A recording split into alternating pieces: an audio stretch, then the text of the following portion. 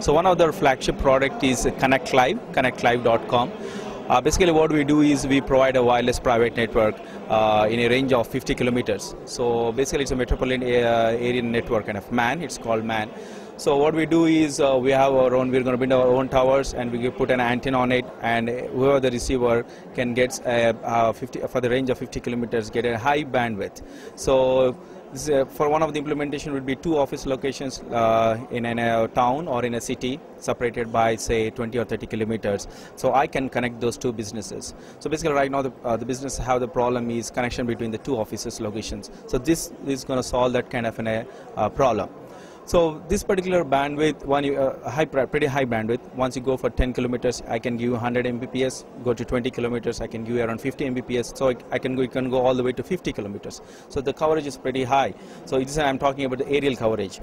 So once you have this kind of a coverage, the applications can be anything. You can do telemedicine, so you can have in a town and connect to villages. So that's one of the biggest application. And again, you have teleschool. You can connect to schools, different schools. So you can telecast video conferencing. You can do video surveillance. These are the couple of applications. So there are n number of applications that can do.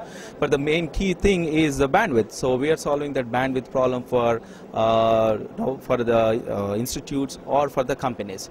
So having said that, the cost is one big thing. There's a pretty low cost. So if you compare with any ISPs that who give internet, and if you go for rural, first of all in the rural it's pretty difficult to get that kind of a bandwidth that you want.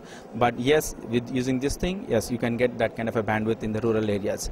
So we have just we did a trial test between 2 locations in Hyderabad from Bandlaguda. One is Aurora Engineering College in Bandlaguda and another in Uppal, which are separated by 18 kilometers. We got a bandwidth of 50 Mbps, which is pretty high. So using that, anybody can do any kind of an applications on that bandwidth.